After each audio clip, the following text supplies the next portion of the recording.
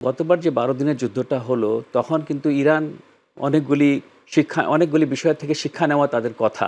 পাকিস্তানের সাথে আফগানিস্তানের যে একটা এখন যুদ্ধই চলছে। যুদ্ধ চলতেছে, জি। এই যুদ্ধটাও কিন্তু এখানে সহায়ক। যুক্তরাষ্ট্র, ইসরায়েল মিলে অ্যাটাক করলো ইরানে।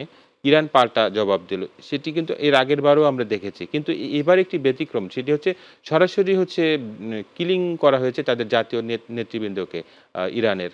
তো এক্ষেত্রে এই পরিস্থিতিটা আপনি কিভাবে দেখছেন? এই পরিস্থিতিতে ১ম এ যেটা আমি বলতে চাই, এই প্রেক্ষিতে একটু আলোচনা করে নেই। তারপর আপনার প্রশ্নের উত্তরে আমি আসি। গতবার যে ১২ দিনের যুদ্ধটা হলো, তখন কিন্তু ইরান অনেকগুলি বিষয় থেকে শিক্ষা নেওয়া তাদের কথা। কিন্তু এবারের আক্রমণের পরে যে রেজাল্টটা বা যে ফলাফলটা আমরা দেখতে পারলাম, সেখানে বুঝলাম যে ইরান আসলে তার গতানুগতিক ধারার বাইরে যেতে পারে নাই। হয়তো এটা কারণ হলো যে ওনাদের যে খুব ঘন, ঘন ওনার নেতৃত্বে যারা আছে, সেনা বলেন বা ওনাদের নিরাপত্তা বিষয়ক যাদেরকে বলেন, ওনারা কিন্তু বারবার ক্ষতিগ্রস্ত হচ্ছেন। যার জন্য কিন্তু ওনাদের এই নিরাপত্তা বিষয়ক তাদের ধারাবাহিকতাও কিন্তু আর থাকতে পারতেছে না। এটা কিন্তু একটা দেশের জন্য বিরাট বড় ক্ষতি। যখন তাদের ধারাবাহিকতা থাকে না, একটা নতুন প্রজন্ম বা নতুন নেতৃত্ব যখন এসে এটাকে চালানোর জন্য চেষ্টা করে, তখন কিন্তু সময় লেগে যায় তাদেরকে আবার পুরোনো জায়গায় ফিরে যেতেই। তারপরে সেখান থেকে তাদেরকে এগিয়ে যেতে হয়।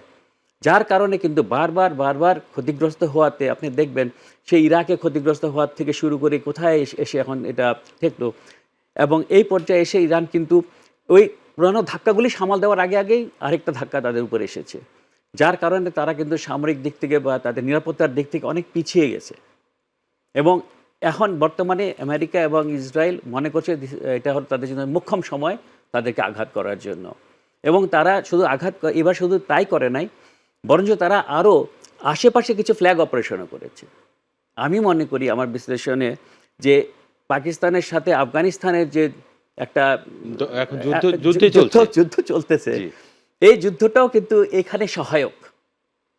এছাড়াও আমাদের অন্যান্য যারা রাষ্ট্রপতিরা বা প্রধানমন্ত্রীরা কিছুদিন আগে সফর-টফর করে আসলেন, এগুলি সবই কিন্তু সহায়ক। যদি আমরা পুরোটা বিশ্লেষণ করি, তাহলে দেখবেন যে মিশরের নিরাপত্তা, তুর্কির নিরাপত্তা, জর্ডানের নিরাপত্তা, অন্যান্য যে আমাদের মুসলিম কান্ট্রি যেগুলো হ্যাঁ, মুসলিম রাষ্ট্র যেগুলি আছে, তাদের যে কার্যকলাপ, সবকিছুই কিন্তু একই পন্থায় আগাচ্ছিল।